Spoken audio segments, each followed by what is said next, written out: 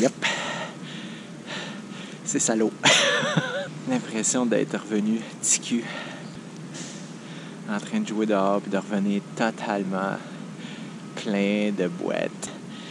Il y a tellement de choses que l'on peut faire avec des barres.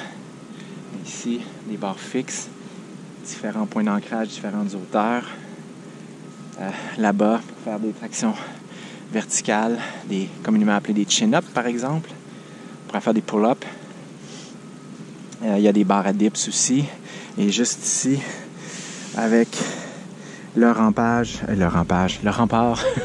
en béton, il y a plein d'autres choses aussi qu'on peut faire. Donc, il s'agit d'un peu d'imagination, parfois d'être guidé, donc avec des gens compétents, des éducateurs physiques, des entraîneurs, des coachs en développement d'aptitudes physiques. Et là, on peut après ça avoir un certain canevas, une périodisation pour vraiment développer certaines habiletés physiques, que ce soit en termes généralistes ou aussi en termes spécifiques.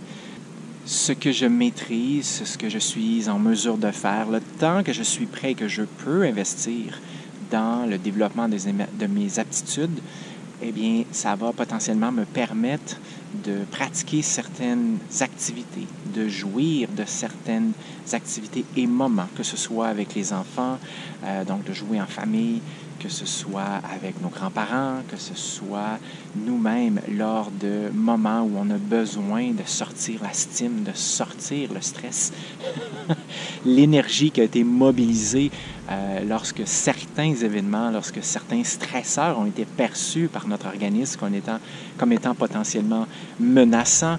Eh bien, cette mobilisation d'énergie, on peut l'utiliser, par exemple, lors de pratiques sportives, de pratiques physiques. En développant progressivement ces aptitudes, bien, ça nous permet, selon moi, de belle façon, de jouir de tous ces petits moments de la vie et de partager ça même avec des amis, des gens que l'on aime, parfois même de purs inconnus. Ça m'arrive régulièrement maintenant. Un parent avec son jeune enfant qui me voit faire mes singeries, mes animal flow, yoga, certains types d'arts martiaux. Et on voit la curiosité dans l'œil de l'enfant. Et le parent, par la suite, ça devient une belle porte pour une conversation. Et qui sait, un jour, peut-être qu'une graine a été semée pour que ce parent, si ce n'est pas le cas déjà, retrouve cet instinct, cette joie de l'enfant d'explorer le monde physiquement. Bref, je vous souhaite de belles pratiques, je vous souhaite de belles expérimentations et de belles découvertes. On se dit à une prochaine.